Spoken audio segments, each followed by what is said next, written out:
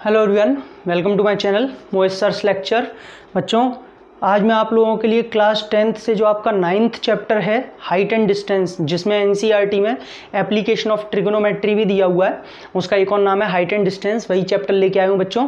तो देखिए, सबसे पहले मैंने यहाँ पे एक क्वेश्चन लिखा हुआ है, लेकिन कुछ बच्चे मेरे से पूछते हैं सर इसका इंट्रोडक्शन क्या है, आप थोड़ा वो बताइए। बेटा, मैंने इंट्रोडक्शन इसका इसीलिए अभी तक अपलोड नहीं किया हुआ है बिकॉज बहुत बड़ा ही इसका इंट्रोडक्शन नहीं है। फिर भी अगर आप कहते हैं तो मैं 1 मिनट के अंदर आपको समझा देता हूँ। देखिए, इसमें बेसिकली होता क्या है, मान लीजिए कि यहाँ पे कोई बंदा है, ये सपोज ऑब्जेक्ट है, कोई भी बंदा है, यहाँ से अगर हम ऊपर की तरफ देख रहे हैं, ये एंगल थीटा बन रहा है, इसे हम एंगल ऑफ इंक्लिनेशन बोलेंगे, ठीक है। तो यहाँ पे एंगल ऑफ इंक्लिनेशन, और दूसरी चीज़ एंगल ऑफ एलिवेशन। फिलहाल में यहाँ पे इसे एंगल ऑफ एलिवेशन बोल लीजिए, क्योंकि जो है यहाँ पे ये वर्ड इसमें हाइट एंड डिस्टेंस में ज़्यादा ठीक रहेगा, ठीक है। एंगल ऑफ एलिवेशन, इस एंगल ऑफ एलिवेशन में ये आपका होता है लाइन ऑफ साइट। ये आपका क्या होता है, लाइन ऑफ साइट। जो बंदा देख रहा है तो इसे हम कहते हैं लाइन ऑफ साइट। जब ध्यान रखिए, बस इतनी सी बात है कि अगर हम नीचे से ऊपर की तरफ देखेंगे तो जो ये एंगल बनेगा उसे हम एंगल ऑफ एलिवेशन बोलेंगे। ऊपर ऐसे करके देखते हैं तो एलिवेशन, ठीक है, ऊपर की तरफ जब देखते हैं, और ये लाइन ऑफ साइट। और अगर स्टूडेंट्स मान लीजिए कोई बंदा ऊपर से नीचे की तरफ देख रहा है, यहाँ पे ये ऑब्जेक्ट है, सपोज ये ऑब्जेक्ट है, और ये कोई बंदा है, अगर ये नीचे की तरफ देख रहा है तो ये जो उसकी हॉरिजॉन्टल लाइन है, इससे जो एंगल थीटा बनता है इसे हम कहते हैं एंगल ऑफ डिप्रेशन। तो बस ख़त्म हो गया इसका जो है इंट्रोडक्शन, इसीलिए मैंने डाला नहीं था, बहुत छोटा सा इंट्रोडक्शन है।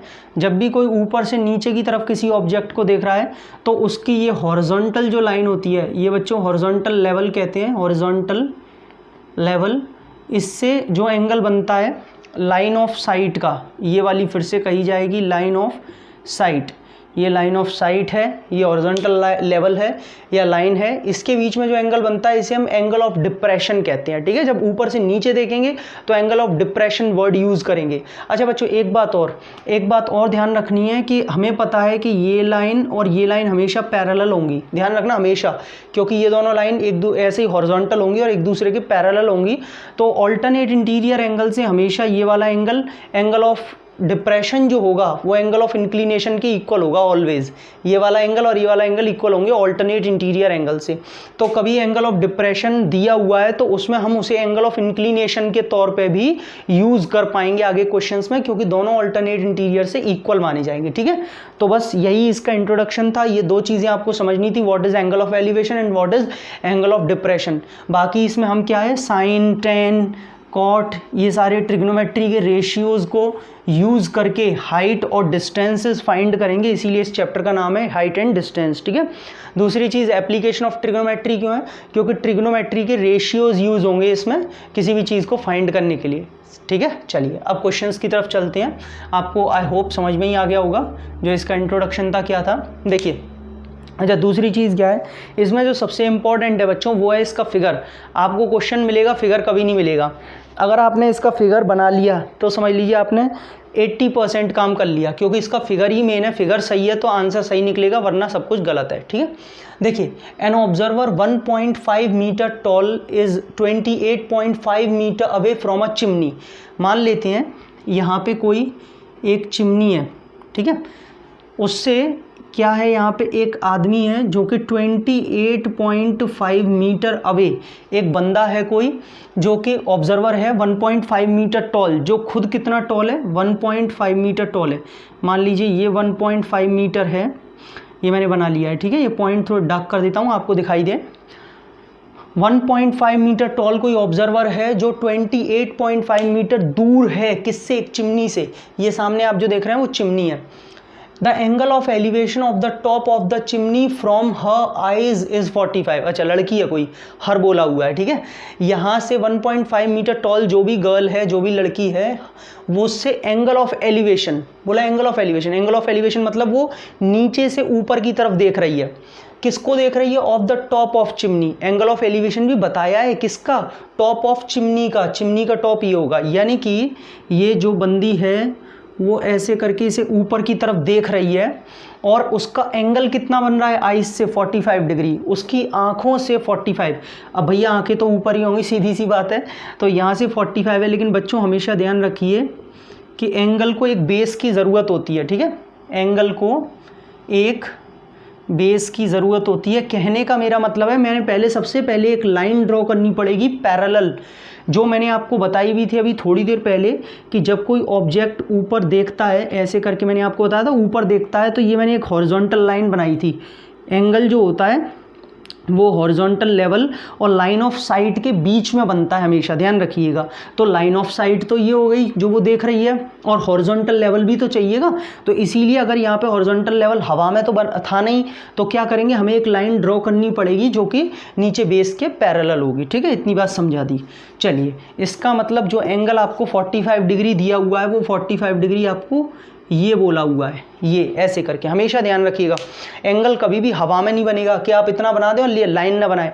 हमेशा एंगल जो होगा वो लाइन ऑफ साइट और एक हॉरिजॉन्टल लेवल के बीच में बनेगा। तो हॉरिजॉन्टल लेवल अगर नहीं है, अगर वो चीज़ हवा में है, ऊपर की साइड है, तो आपको बनाना पड़ेगा, ठीक है। चलो, या तो आप ये कह सकते हो कि ये वाली लाइन मैंने इसके पैरेलल बनाई है, या फिर आप ये कह सकते हो ये वाली लाइन मैंने AC के क्या बनाई है, परपेंडिकुलर।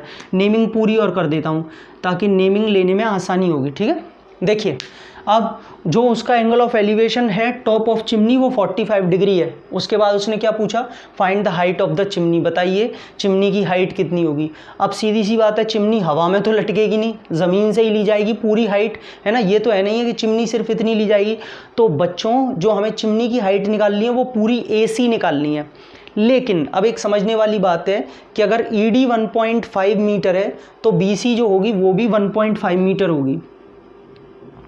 अब कुछ बच्चे कहेंगे सर उसका रीज़न कुछ लिख के आना है हमें, नहीं, कोई रीज़न नहीं लिखना, लेकिन मैं आपको बता देता हूँ ऐसा क्यों। देखिए, ये जो चिमनी है या ये जो बंदी है वो परपेंडिकुलर ऐसे बिल्कुल सीधे खड़े होंगे, यानी कि ये कन्फर्म है कि ये 90 डिग्री एंगल होगा। अभी मैंने ये वाला एंगल कितना बनाया है, 90। कहने का मतलब इसके चारों एंगल जो होंगे BCDE के जो चारों एंगल होंगे वो 90 डिग्री होंगे। और हमने 9th क्लास में पढ़ा है किसी भी क्वाड्रिलेटरल के अगर चारों एंगल 90 हैं तो वो पक्का रेक्टेंगल होता है। और रेक्टेंगल की अपोजिट साइड क्या होती है, इक्वल, यानी कि ये 1.5 है तो ये कंफर्म है कि 1.5 ही होगा, ठीक है, इस तरीके से। अब देखिए, BC का काम तो खत्म हो गया, लेकिन अगर मुझे अभी AB और निकालनी पड़ेगी, क्योंकि जब मैं AB फाइंड कर लूँगा तो AB निकाल के जब मैं उसमें ये 1.5 ऐड करूँगा तब जाके मुझे पूरी AC मिलेगी। तो मैं एक काम करता हूँ, मैं AB को H मान लेता हूँ 2 मिनट के लिए, ठीक है। एक बात और, अभी मैंने बोला रेक्टेंगल की अपोजिट साइड इक्वल होती हैं, तो जब ये 28.5 है तो ये भी 28.5 होगी, कौन, BE, ठीक है। तो देखिए, अब यहाँ से सब कुछ सेट हो चुका है। लिखने का तरीका, सबसे पहले आप लिखेंगे let the AB B H। हमने AB को सबसे पहले H माना है। Then total height is equals to AC, जो टोटल हाइट होगी वो AC होगी, यानी कि H + 1.5। अच्छा, अब यहाँ पे ये सब लिखने की ज़रूरत नहीं है, इतना बहुत है। स्टार्ट करते हैं बच्चों। हमेशा आप ध्यान रखिए, इसमें एक ट्राइंगल, 2 ट्राइंगल, जितने भी राइट एंगल ट्राइंगल होंगे उनमें आपको वहाँ पे कुछ ना कुछ अप्लाई करना है, ट्रिग्नोमेट्री रेशियो, और फाइंड आउट करना है। अब आपको करना क्या है, ये देखिए, आपको H निकालना है। आप अगर इस एंगल के अकॉर्डिंग देखें बच्चों, 45 डिग्री के अकॉर्डिंग, तो आपको परपेंडिकुलर दिया और बेस दिया है। एंगल के सामने परपेंडिकुलर होता है और एंगल जिस पर पड़ा होता है वो बेस। और P और B का रिलेशन किस में आता है, या तो tan में आता है या cot में आता है। tan लगाएंगे तो P/B, cot लगाएंगे तो B/P। तो चलिए, बहुत अच्छा है, tan लगा लेते हैं। लेकिन सबसे पहले हमेशा आप ट्राइंगल्स को मेंशन करेंगे। In triangle ABE tan theta is equals to perpendicular, मतलब AB/BE। पहले मैंने पूरा रेशियो लिख के दिखाया है, पुट बाद में करेंगे, पहले कॉमन जनरल फॉर्म लिख के दिखाइए। tan थीटा P/B, यानी कि AB/BE। अब बच्चों, थीटा की जगह 45 डिग्री आप पुट कर देंगे, और यहाँ से AB की जगह आप डाल देंगे H, और BE की जगह 28.5। tan 45 1 होता है, H/28.5। तो बच्चों, यहाँ से हमारे पास में H कितना निकल आएगा, 28.5 मीटर। मल्टीप्लाई कर देंगे, क्रॉस मल्टीप्लाई, ये H आ गया। बट हमें तो क्या निकालना है, देयरफॉर हाइट निकालनी है चिमनी की।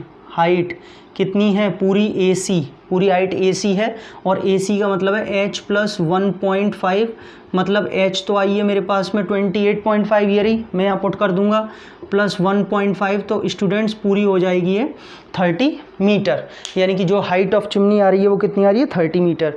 आई होप आपको समझ में आ गया होगा क्या करना है, बहुत सिंपल है। देखिए बच्चों, मैंने यहाँ पे एग्जाम्पल नंबर 4 लिख दिया है। यहाँ पे दिया हुआ है from a point P on the ground the angle of elevation of the top of 10 metre tall building is 30 degree. आपको एक 30 मीटर टॉल बिल्डिंग दी हुई है। बच्चों मैं फिगर बना देता हूँ, एक मिनट, सॉरी 10 मीटर, 30 मीटर नहीं 10 मीटर, 10 मीटर एक टॉल बिल्डिंग दी है। सपोज ये 10 मीटर टॉल बिल्डिंग है, आपसे कह रहा है ग्राउंड पर एक पॉइंट पड़ा हुआ है, ग्राउंड पर एक पॉइंट पड़ा हुआ है, मान लीजिए ये वो पॉइंट P है जहाँ से इसका एंगल ऑफ एलिवेशन जो बन रहा है बच्चों वो 30 डिग्री बन रहा है। ठीक है, ऐसे करके, एक मिनट में ज़रा इस लाइन को थोड़ा सीधा कर देता हूँ, ये लीजिए। चलिए, यहाँ से एक पॉइंट P है जहाँ पे एक 10 मीटर टॉल बिल्डिंग है, उसका एंगल ऑफ एलिवेशन बन रहा है 30, मतलब नीचे से ऊपर की तरफ देखा जा रहा है। अब आपसे कह रहा है a flag is hosted at the top of the building and the angle of the elevation of the flag step from point P is 45 degree. बच्चों यहाँ पे बिल्डिंग की टॉप पर इन्होंने एक जो है फ्लैग होस्टिंग की, ठीक है, एक फ्लैग लगा दिया, और फ्लैग का जो टॉप है, फ्लैग स्टेप है, वहाँ तक जो पॉइंट P है उसका जो एंगल ऑफ एलिवेशन बन रहा है बच्चों, वो एंगल ऑफ एलिवेशन कितना दिया हुआ है, 45 डिग्री। मतलब यहाँ अगर नीचे से हम फ्लैग स्टेप की तरफ देखेंगे, ऊपर देखेंगे, तो हमारा एंगल ऑफ एलिवेशन कितना बनेगा, 45 डिग्री। एक मिनट ज़रा, है ना, देखिए, यानी कि ये वाला एंगल आपको कितना दिया हुआ है, पूरा कंप्लीट 45 डिग्री। समझ में आ गया बच्चों। पॉइंट P से अगर ऊपर फ्लैग के टॉप को देखेंगे, फ्लैग स्टेप को देखेंगे, तो एंगल ऑफ एलिवेशन 45 डिग्री बन रहा है। बताइए find the length of the flag step, यानी कि ये जो फ्लैग है पूरा AB, आपको ये बताना है, एक तो आपको AB बताना है, तो इसे मैं H मान लेता हूँ, ठीक है। लेंथ ऑफ फ्लैग स्टेप बताना है, ये AB बताना है पूरा, और distance of building from the point P, और आपको इस पॉइंट P की डिस्टेंस बतानी है इस बिल्डिंग से, इस पॉइंट P की क्या डिस्टेंस है। तो बच्चों फ्लैग स्टेप की हाइट को तो मैं H मान लिया है, और इसको मैं X मान लेता हूँ, ठीक है, ये भी मुझे निकालनी है डिस्टेंस, तो इसे मैं X मान लेता हूँ। मैं लिखूँगा let the length of flagstaff B H and distance BX, और डिस्टेंस जो बिल्डिंग की है वो मैंने X मान लिया है, और मैंने एक शब्द इसमें जानबूझ के छोड़ दिया है जगह की कमी की वजह से, वरना आप पूरा लिखते distance of building from point P BX। ठीक है, चलो अब देखो, मैंने आपको पहले भी बताया था जितने भी राइट एंगल ट्राइंगल आएंगे आप उनमें यहाँ पे अप्लाई करके ट्रिग्नोमेट्रिक रेशियोज ये सारी चीज़ें फाइंड आउट करेंगे। सबसे पहले मैं क्या कर रहा हूँ बच्चों, बहुत सिंपल है, इसका जो सॉल्यूशन है ना बच्चों बहुत सिंपल होता है, हाइट एंड डिस्टेंस बहुत सिंपल है, बस एक ही शर्त है कि आप लैंग्वेज को बस फिगर में कन्वर्ट कर दीजिए। लैंग्वेज से अगर आपने फिगर बना लिया देन इसके सॉल्यूशन में कुछ है ही नहीं, बार बार राइट एंगल ट्राइंगल में 2 रेशियो लगाइए, काम खत्म कर दीजिए, है ना। देखिए जैसे पहला मैं छोटा वाला ट्राइंगल ले लेता हूँ, triangle BPC, in triangle PBC में क्या है, एंगल C 90 डिग्री पर है, तो इसमें आराम से मैं क्या लगा सकता हूँ, ट्रिग्नोमेट्रिक रेशियो। अब देखिए बच्चों, मुझे ये एंगल 30 डिग्री तो दिया है, ये किस में दिया हुआ है, PBC में ही तो दिया हुआ है 30 डिग्री, इतना ही तो दिया था सिर्फ। यहाँ पे ये एंगल है, इसके हिसाब से परपेंडिकुलर, और ये बेस, तो मैं इसमें आराम से 10 लगा लूँगा, और मैं 30 डिग्री। देखिए मैंने पहला जो क्वेश्चन बताया था उसमें tan थीटा वगैरह लिख के दिखाया था, लेकिन अब मैं डायरेक्ट कर रहा हूँ क्योंकि आपको लिखना आ गया है, टाइम वेस्ट नहीं करेंगे। tan 30 इज इक्वल टू क्या, P/B, मतलब 10/x। tan 30 की वैल्यू क्या होती है, 1/√3 इज इक्वल टू 10/x। तो बच्चों x आ जाएगा आपका 10√3, सही है। x कितना आ जाएगा, 10√3, क्रॉस मल्टीप्लाई हो जाएगा। अब मेरे से कुछ बच्चे पूछते हैं कि सर क्या हमें एग्जाम में √3 की वैल्यू लिख के आनी पड़ेगी। हाँ बेटा, अगर आपको क्वेश्चन में दी हुई है बाकायदा √3 की वैल्यू, जैसे इस क्वेश्चन में दी हुई है, मैंने लिखी नहीं है, 1.732 दे रखी है, अगर दी है तो पक्की आपको लगा के आनी है, नहीं दी है तो आपकी मर्जी है, अगर टाइम हो तो लगाइए, टाइम है हो तो लगाया दीजिए, क्योंकि आपके नंबर तो भी नहीं कटेंगे। तो भैया √3 की वैल्यू 1.732 दे रखी है, तो मैं यहाँ पे जब मल्टीप्लाई करूँगा तो ये आ जाएगा 17.32 मीटर। कितना आ जाएगा? 17.32 मीटर। ये बच्चों आपका x का मतलब डिस्टेंस निकल आया, बिल्डिंग की जो डिस्टेंस निकालनी थी P पॉइंट से वो मैंने निकाल ली। अब यहाँ पे देखिए इसके बाद मैं यहाँ लिख रहा हूँ नाउ। अब मुझे क्या निकालना है? h निकालनी है, तो मैं लगाऊंगा इन ट्राइंगल APC। हमेशा ट्राइंगल्स को मेंशन ज़रूर करिए, भूलिए मत ट्राइंगल किस में ले रहे हैं आप, ठीक है। APC इसमें बच्चों आपको दिया हुआ है 10 45। क्यों 45 पूरा दिया है ना यहाँ पे, ये वाला एंगल 45 बड़े वाले ट्राइंगल में लगा रहा हूँ। परपेंडिकुलर अपॉन बेस, परपेंडिकुलर कितना है पूरा? AC, पूरा परपेंडिकुलर कितना है? AC। और AC को मैं क्या लिख सकता हूँ? h+10। तो यहाँ पे AC की जगह आ जाएगा h+10 और बेस में वही हमें x दिया हुआ है। 10 45 1 होता है। h मुझे निकालना है, x की वैल्यू मैंने अभी नीचे निकाली थी 10√3। 2 मिनट के लिए आप अच्छा चलो चाहो तो इसी को पूरी सॉल्व करने वाली को रख दो 17.32। अभी जो मैंने निकाली है x की वैल्यू वो मैंने पुट कर दी। जब मैं क्रॉस मल्टीप्लाई करूँगा तो आएगा h+10 इज इक्वल टू 17.32।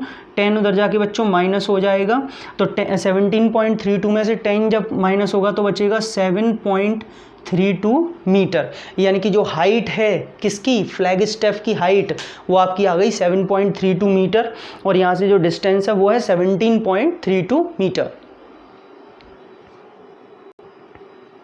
देखिए स्टूडेंट्स, एग्जाम्पल नंबर 5 ये लिखा हुआ है यहाँ पे, आपको बोला हुआ है the shadow of a tower standing on a level ground is found to be 40 metre longer when the sun's altitude is 30 degree then when it is 60 degree find the height of tower। बच्चों question का मतलब है आपको एक tower दिया हुआ है जो लेवल ग्राउंड पे खड़ा हुआ है, ठीक है।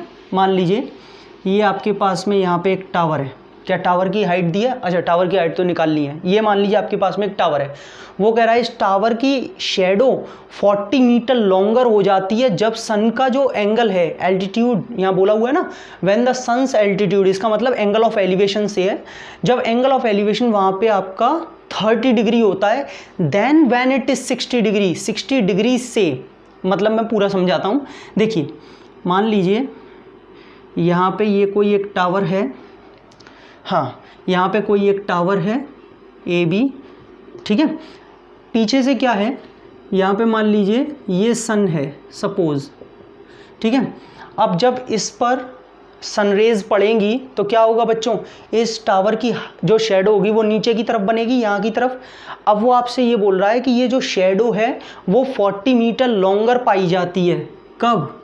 जब इसका सन का जो एल्टीट्यूड होता है वो 30 डिग्री होता है। जब यहाँ से एंगल ऑफ एलिवेशन 30 डिग्री होता है तो इसकी जो शेडो है वो 40 मीटर लॉन्गर पाई जाती है। Then when it is 60 degree, कब से? जब से ये 60 डिग्री था, यानी कि कंपैरिजन हो रहा है।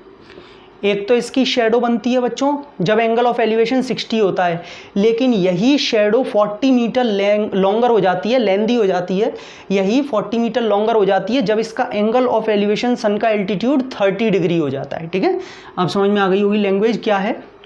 एक बार और बता देता हूँ क्योंकि थोड़ा सा इसकी लैंग्वेज थोड़ी सी कंफ्यूजिंग है, कंफ्यूज करने वाली है। देखिए यहाँ पे टावर है, पीछे से सनरेज पड़ रही हैं तो टावर की यहाँ नीचे शेडो बनेगी, पक्का है। ये शेडो बन रही थी जब एंगल ऑफ एलिवेशन 60 था, तब शेडो थी BD। लेकिन जैसे ही एंगल ऑफ एलिवेशन 30 डिग्री हो गया, या सन का एल्टीट्यूड कह लीजिए 30 डिग्री हो गया, तो ये जो शेडो BD थी वो 40 मीटर तक और बढ़ गई, यानी कि 40 मीटर इधर की साइड और आ गई। तो बच्चों 40 मीटर आपको सिर्फ इतनी दी हुई है, ध्यान रखिएगा। ये जो 40 मीटर है वो CD दी हुई है, मुझे BD का तो पता ही नहीं है, ठीक है। चलो, और मुझे निकालनी क्या है? हाइट। मेरे हिसाब से अब आपको लैंग्वेज क्लियर हो गई होगी, जो मैंने आपको लैंग्वेज समझाई 2-3 बार बताई, इसीलिए ताकि आपको क्लियर हो जाए। और दूसरी चीज़, ये क्वेश्चन इंपॉर्टेंट और है, ठीक है, एग्जाम्स में आ सकता है। हाँ भाई देखो बच्चों, यहाँ से मैं एक काम करता हूँ, मुझे हाइट निकालनी है टावर की, तो सबसे पहले let the height of tower BH, मैं हाइट ऑफ टावर को H मान लेता हूँ। और मुझे इस BD शेडो का पता नहीं है कितनी है, लेकिन BD चलने दो, इसको हम कुछ नहीं मान रहे, ठीक है। अब देखिए बच्चों, एक बार तो मैं क्या करूँगा, in triangle A B D triangle में लगा लूँगा छोटे वाले में। यहाँ पे एक काम करते हैं, इस एंगल के हिसाब से परपेंडिकुलर है ये, बेस का पता नहीं है, तो हम एक काम करते हैं इसमें टेन थीटा लगाते हैं, यानी कि 1060 P अपॉन बी मतलब H अपॉन बी डी। सही है, 1060 की वैल्यू क्या होती है, √3 H अपॉन बी डी। तो बच्चों मैं यहाँ से बी डी की अगर वैल्यू निकाल लूँ तो वो आ जाएगी H अपॉन √3। अब कुछ बच्चे कहेंगे सर आपको कैसे पता कि बी डी की वैल्यू निकालनी है ना। बच्चों BD की वैल्यू मैंने इसलिए निकाली है क्योंकि मुझे BD की वैल्यू फाइनल आंसर में तो निकालनी नहीं है, तो अगर मैं अब BD निकाल लूँगा तो आगे जाके मैं इस BD की वैल्यू पुट कर दूंगा और यहाँ से ये एलिमिनेट हो जाएगा, इसीलिए निकाली है। ठीक है, इसे मैं एक काम करता हूँ, इक्वेशन नंबर 1 मान लेता हूँ। चलिए दूसरा देखिए, अब मैं लगाऊंगा इन ट्राइंगल ABC 10 30 डिग्री, 30 दिया है ना, परपेंडिकुलर कितना है H, और बच्चों बेस कितना है 40 प्लस BD। क्यों, बेस तो पूरा है 40 ये BD ये, तो दोनों को ऐड करेंगे। अच्छा 10 30 की वैल्यू कितनी होती है, यहाँ पे लिख देता हूँ 1/√3 इज इक्वल्स टू H दिया हुआ है, H तो निकालना ही है, और बच्चों 40 प्लस BD दिया हुआ है। चलो क्रॉस मल्टीप्लाई कर लो जरा आप जल्दी से, कितना हो जाएगा 40 plus BD is equals to √3H। ठीक है, यही तो हो जाएगा √3 इंटू H और 40 प्लस BD। बच्चों BD की वैल्यू जो फर्स्ट इक्वेशन में निकाली थी अब पुट कर दीजिए, 40 plus H upon √3 is equals to √3H। तो यहाँ से जब ये इधर की साइड जाएगा तो माइनस हो जाएगा, ये इधर जाएगा, क्या होगा 40 is equals to √3H minus H by √3।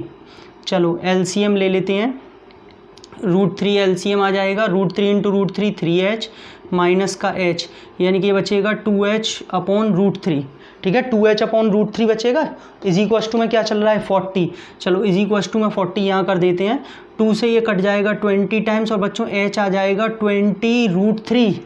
H कितना आ जाएगा 20√3, निकालना तो यही है, लेकिन अभी √3 की वैल्यू रखेंगे, यानी कि 20 इंटू 1.732, ये वैल्यू आपकी आ जाएगी 17.32 में करेंगे तो 34.64 मीटर। ये लीजिए 34.64 इज़ द आंसर। ये हाइट ऑफ क्या होगी, टावर होगी। तो बच्चों समझ में आ गया। सबसे पहले लैंग्वेज इसकी बहुत इंपॉर्टेंट है और वो थोड़ी कंफ्यूजिंग भी थी, इसीलिए मैंने समझाया, लेकिन इंपॉर्टेंट क्वेश्चन है। तो बच्चों इस वाले पार्ट में सिर्फ इतने ही एग्जाम्पल्स, अगला पार्ट डालूंगा उसमें मैं आपके लिए और भी एग्जाम्पल लाऊंगा। अगर आपको मेरी वीडियो अच्छी लगी हो तो प्लीज़ वीडियो को लाइक करें, शेयर करें, चैनल को सब्सक्राइब, बेल आइकन को हिट, ताकि सारे बच्चे इसको देख पाएँ और मैं आपके लिए ऐसी वीडियोज़ लाता रहूँ। Thank you.